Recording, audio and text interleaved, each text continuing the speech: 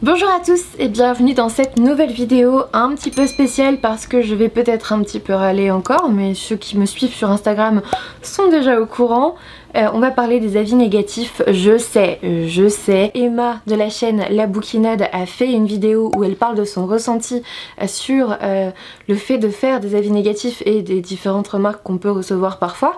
Et d'ailleurs je lui en ai parlé, je lui ai dit écoute, vu la conjecture actuelle, et je vais vous expliquer un petit peu après ce que ça veut dire, j'ai pas mal brainstormé, comme vous voyez, j'ai fait pas mal de notes et j'avais très envie d'en parler à mon tour et je pense que c'est ça la richesse de Booktube. Et d'ailleurs Emma avait totalement ce discours, hein. Elle m'a dit vas-y, enfin voilà. Donc merci à elle déjà d'avoir lancé le sujet parce que je trouve ça super intéressant. C'est quelque chose qui m'a toujours interrogée. Doit-on faire des avis négatifs? Est-ce qu'on ne doit pas? Est-ce qu'il faut? Est-ce que... Moi ça m'énerve déjà ce truc là, est-ce qu'il faut? Dans la vie il faut rien, on est obligé de rien. On est obligé de rien, on est obligé de faire que ce qu'on s'oblige à faire. Donc il ne faut pas ne pas faire d'avis négatifs, ça n'existe pas. Vous choisissez ce que vous faites et moi j'ai choisi d'en faire. Pourquoi est-ce que j'ai choisi d'en faire? Alors vous l'avez vu ces derniers temps, vous le verrez dans le prochain update lecture, il y a des romans qui ne passent pas avec moi et c'est tout, c'est mon ressenti. Juste mon ressenti. Je vais donner des exemples, soyons clairs. Allez, soyons honnêtes, je n'ai pas aimé Vicious, je n'ai pas aimé La Ligue des Malfaisants Héroïques, je n'ai pas aimé La Vie Rêvée de Noah Hawkman, je n'ai pas vraiment aimé non plus The Hate You Give et on peut dire que ça m'a amené pas mal de commentaires négatifs tout ça. En fait, déjà j'ai eu des... de toute façon t'as pas compris le livre. C'est vrai que je suis totalement idiote, t'as raison, enfin j'ai pas compris le livre. Pour The Hate You Give ça allait bien plus loin que ça, j'ai eu des personnes qui m'ont dit de toute façon tu peux pas comprendre le livre parce qu'en fait t'es pas noir. C'était horrible, j'ai trouvé ce commentaire absolument atroce. Pour parler d'un roman qui dénonce le racisme, tu me dis que, étant donné que je ne suis pas noire, je peux pas comprendre le racisme. C'est horrible, je trouve ça horrible, vraiment. Tu peux pas comprendre un livre sur le viol parce que t'as pas été violée, c'est horrible. Vraiment, je trouve ça atroce comme remarque, et je l'ai très mal pris d'ailleurs. Donc j'ai pas compris le livre parce que je suis idiote, ou parce que je suis pas comme le personnage principal. En plus, c'était même pas le problème, j'ai pas du tout dit que dans The Hate You Give, je m'étais pas attachée au personnage principal. Il y a juste des choses qui m'ont pas plu en fait. Et du coup, c'était même pas le problème, c'était hors propos, et c'était blessant, et ça m'a agacée. À ce moment là je voulais déjà faire une vidéo sur les avis négatifs, je me suis dit non, si tu remis tout tu vas encore t'en prendre plein la tronche, sauf que derrière après j'ai pas aimé Vicious donc j'avais pas compris le livre, sauf que moi ce que j'aimais bien c'était les méchants et que dedans ils étaient pas méchants, c'est tout. C'est que mon ressenti en fait à chaque fois que je parle d'un roman que j'ai aimé ou que je n'ai pas aimé, c'est toujours ma vision des choses, mon ressenti et ma façon d'apprécier un roman. Et vous pouvez pas me dire que mon avis n'est pas valide, que mon avis n'est pas possible, qu'il n'est pas, je sais pas moi, audible. Mon avis reste mon avis, et si vous êtes sur cette chaîne, c'est très certainement parce que vous voulez savoir ce que j'ai pensé des livres. Je pense que vous préférez que je vous dise clairement quand je n'ai pas aimé un livre, et que du coup vous le testiez, vous vous attendiez à rien et que ça soit un coup de cœur, plutôt que je vous dise que j'ai aimé tous les livres que j'ai lus, comme beaucoup. Tous les livres que j'ai lus je les ai adorés, soit parce que je ne parle que des livres que j'ai adorés, soit parce que j'adore tout, mais ça c'est trop bizarre les gens qui font ça. Mais bref, et du coup vous vous attendez à l'adorer et vous êtes super déçus. Moi je préfère vraiment vous dire que j'ai pas aimé le roman et que vous soyez agréablement surpris derrière en me disant oh moi ça va, j'ai plutôt bien aimé et tout, c'est carrément mieux. Ça me met beaucoup plus la pression de vous dire que j'ai eu un coup de cœur, parce que je sais que vous êtes plusieurs à acheter derrière quand je dis que j'ai eu un coup de cœur, vous êtes plusieurs à me le dire. J'ai acheté le roman sur tes conseils, alors c'est top, hein, ça me fait super plaisir et vraiment, mais ça met la pression derrière. Est-ce que la personne va aimer autant que moi? Est-ce qu'elle va vraiment apprécier sa lecture et être contente de l'avoir acheté? Est-ce qu'elle va encore me faire confiance après? Vous voyez ce que je veux dire? Ça amène plein de questions et c'est pire. C'est pire. Au moins quand vous achetez un roman que j'ai pas forcément aimé, y a pas de risque. Au pire vous l'aimerez. En fait, vous voyez ce que je veux dire? Ensuite, j'ai entendu dire qu'on attaquait lui-même l'auteur. Je ne manquerai jamais de respect à personne. Déjà, sauf si on me manque de respect parfois. Mais je ne me permettrai jamais de manquer de respect à un auteur qui a mis des mois à sortir ses tripes pour faire un roman. Moi, tout ce que j'ai fait pour faire un roman, c'est que j'ai écrit un prologue. Il me plaît beaucoup, mon prologue, mais c'est tout ce que j'ai fait. Dans un roman, de toutes les idées que j'ai eues, tout ce que j'ai fait, c'est écrire un prologue. Donc je ne me permettrai pas de dire que l'auteur bâcle son roman, a mal fait le truc, machin. Non, Non, c'est juste que moi j'ai pas aimé en fait, j'ai pas aimé sa façon de faire.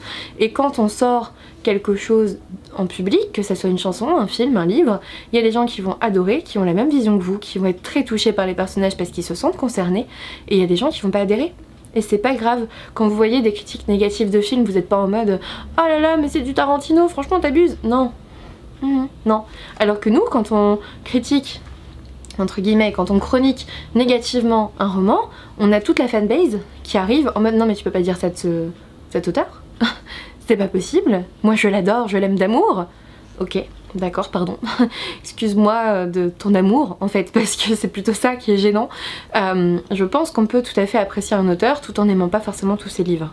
C'est tout à fait possible, et tout en étant ouvert à la critique aussi. Enfin, je sais pas, quand j'ai... Alors je vais comparer avec ce que je connais, quand j'ai rendu ma thèse... C'était mon bébé, hein. C'était mon bébé de je sais plus combien de pages qui m'avait pris des mois de ma vie.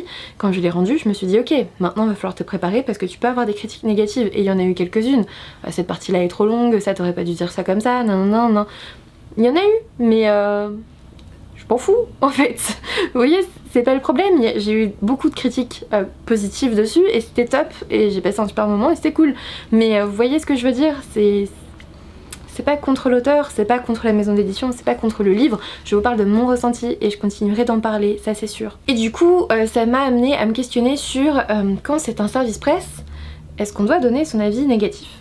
Alors je me suis questionnée sur ça parce que ça a été une grosse interrogation. Par exemple, à l'opposé, vous avez des personnes qui aiment tous les services presse qu'ils reçoivent. Est-ce que c'est parce que le livre arrive gratuitement chez eux? Je ne sais pas, mais ils aiment tous les services presse qu'ils reçoivent, tous.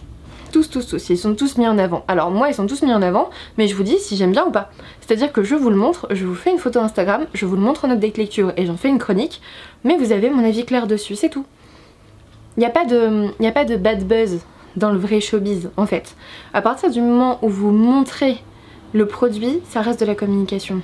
Ça reste un service presse réalisé. Et les maisons d'édition nous l'envoient pour avoir notre avis. Alors, en premier lieu, pour qu'il soit montré, je me fais aucune illusion là-dessus. Je sais très bien que les maisons d'édition, si elles nous envoient des services presse, c'est un autre sujet, ça sera peut-être une autre vidéo, mais c'est pour, évidemment, qu'on montre le produit, qu'on donne envie d'acheter le produit. Après, moi je le prends, quand on m'envoie un mail en disant « Est-ce que tu as envie de découvrir ce roman ?», je me dis la personne a envie que je le lise et du coup que j'en donne mon avis. Ça a toujours été clair pour moi avec toutes les maisons d'édition de toute façon. Quand je donne mon avis, je donne mon vrai ressenti. Je vais pas dire oh je suis un petit peu mitigée machin alors que je l'ai abandonné. Je vais pas vous mentir en fait, ça n'existe pas, ça c'est pas possible pour moi. Donc c'est forcément comme ça que ça se passe. Moi ce qui me dérange aussi, donc déjà ce sont les comptes qui n'ont que des avis positifs. Alors la plupart c'est parce qu'ils n'ont pas envie de parler des lectures qu'ils n'ont pas aimées, parce qu'ils ont peur de blesser l'éditeur, de blesser l'auteur. Ça je peux l'entendre, je peux le comprendre tout à fait. C'est toujours très délicat, très délicat de dire quelque chose de négatif sur l'œuvre de quelqu'un, sur le bébé de quelqu'un en fait. Vous critiquez négativement, vous chroniquez négativement le bébé de quelqu'un. Il a mis des mois à le faire. Il y a eu beaucoup de travail, il y a eu beaucoup de gens dessus, j'en suis tout à fait consciente. Mais en même temps, moi je suis pas éditrice, moi je suis pas journaliste, moi je suis sur YouTube pour vous donner mon avis sur les livres et avoir des échanges. Donc quand c'est négatif, je donne mon avis aussi. Et je trouve ça tout à fait logique. Maintenant d'ailleurs, quand j'ai pu dire à certains éditeurs je suis désolée mais j'ai pas du tout adhéré, je peux pas, j'ai pas aimé, navré, et la plupart des éditeurs comprennent. Ils comprennent qu'on peut pas aimer toutes leurs parutions et qu'il y a des choses parfois qui coincent. J'ai même des community managers qui m'ont dit oh moi non plus j'ai pas aimé celui-là. Vous voyez, j'ai même des community managers qui me disent oh non mais laisse tomber celui-là, j'ai pas adhéré non plus, je comprends tout à fait ton point de vue. Pourquoi est-ce que les éditeurs et ceux qui travaillent pour eux comprennent? Pourquoi les lecteurs comprennent pas que c'est possible? Vous voyez, c'est ça qui me dérange, c'est les lecteurs, ils arrivent, ils me disent t'as pas compris, t'es nul, franchement, comment t'as pas pu aimer ça? C'est parce que voilà, t'as pas subi du racisme, c'est parce que t'as pas compris ce que l'auteur voulait dire. Bah écoute, si j'ai pas compris, explique-moi, apparemment je suis con, donc vas-y dis-moi. Voilà, il y a plein de remarques comme ça. Emma parlait du t'es pas assez mature, t'as pas assez de bagage littéraire. On me l'a jamais sorti ça. Mais franchement, si un jour tu me sors ça, je vais te tuer, enfin je vais être très sèche. Et d'ailleurs ces derniers temps dans mes réponses par rapport à ce genre de critique, je suis très sèche. Mais pourquoi? En fait je t'ai jamais dit que j'avais fait des études de lettres, moi je suis médecin. Je suis pas libraire ou quoi que ce soit, je suis pas éditrice. C'est pas mon métier tout ça. Moi je suis médecin avec ce loisir de lecture à côté. Je Je pense que je comprends quand même la plupart des romans que je lis, hein, je pense, parfois on s'interroge mais parce qu'il y a des fins ouvertes, donc je pense que tout le monde s'interroge, mais j'ai quand même la prétention, pardon, hein, mais de comprendre la plupart des choses que je lis, et en effet je suis pas du tout dans le métier, j'ai pas fait de lettres, j'ai pas fait de littérature, j'ai même pas fait de bac L, j'ai fait un bac S, j'ai fait médecine, voilà, mais par contre j'ai comme loisir et passion la lecture, et moi je viens vers vous, ici sur YouTube, sur le blog et sur Instagram et sur partout, je viens vers vous en tant que lectrice lambda qui a envie de partager avec vous ses ressentis, ses avis, ses lectures et qui a envie simplement d'avoir plus de richesse dans les échanges parce que si vous aimez tout, c'est toujours très très simple. Et d'ailleurs j'ai réfléchi, pourquoi est-ce que ces gens viennent me voir pour me dire que j'ai pas compris et machin? Qu'est-ce qui fait que mon avis négatif suscite chez eux l'envie de venir me dire ça? Je me suis vraiment demandé ça, après tout je suis psychiatre hein, donc je me pose plein de questions et je me suis dit en fait le fait que j'ai un avis différent du leur c'est assez insécurisant. Bah oui, quand vous avez le même avis que tout le monde, bah vous avez cette ambiance de groupe, vous avez cette même cohésion, vous allez dans un même mouvement, vous aimez la même chose, super. Et là il y en a un qui n'aime pas. Et ben qu'est-ce qu'il a? Il a peur en général lui d'être mis de côté, hein. Moi en général quand je fais un avis négatif ou en tout cas pas très positif ou très mitigé, je suis quand même pas très rassurée, je me dis oh là là je vais encore être la seule à pas avoir aimé. Voilà, on a toujours cette peur quand même du jugement, ce qui est pas normal non plus d'ailleurs, mais on a la peur d'être jugé, on n'a pas compris, on est passé à côté de quelque chose, mais qu'est-ce qui fait que vous venez nous culpabiliser en disant oh là là t'as pas compris, t'es vraiment nul quoi? Qu'est-ce qui fait ça? Ben en fait, je pense que le fait d'avoir quelqu'un qui vous dit publiquement et en vidéo et sur Instagram machin qu'il a pas aimé, ça vous fait vous poser la question du pourquoi vous avez aimé et est-ce que ce qui vous a fait aimer est vraiment, vous savez, vraiment judicieux, est-ce que, voilà, et du coup comme ça soulève plein de questions. Et voilà, ou alors c'est un auteur favori et du coup ça vous pose plein de questions aussi, pourquoi est-ce que j'aime cet auteur, machin. C'est super insécurisant de pas avoir le même avis que quelqu'un d'autre en face. Ou quelqu'un, je sais pas, il y en a plein qui me disent oh, on a toujours les mêmes avis, je suis trop d'accord avec toi. Ben ouais, mais peut-être qu'à un moment donné ça va différer et c'est pas grave. Mais peut-être que quand moi je vais dire que j'ai pas aimé un de leurs coups de cœur, ils vont pas se sentir forcément en sécurité. Je me donne pas du tout l'importance d'avoir des avis différents de tout le monde, ou d'avoir un avis écouté par tout le monde, pas du tout. Je pense juste que bah, moi je suis simplement comme vous et quand quelqu'un vient me dire comment ça t'as pas aimé, t'as pas compris, oh c'est dommage, moi je ferais pas ça à ta place, moi je mettrais pas cette note là, ça m'énerve, mais ça m'énerve profondément et je vous jure que je ne supporte plus qu'on vienne me dire ça. Parce que de un ça m'insécurise un peu, hein, je me sens un peu moins fière de mon avis, et ensuite ça me fait quasiment culpabiliser envers l'auteur. Sauf que je refuse de culpabiliser pour mon ressenti en fait. C'est ce que moi je pense, c'est ce que je ressens, c'est comme ça que j'ai vécu ma lecture. Je vais pas m'excuser de ça, je vais pas m'excuser de ça.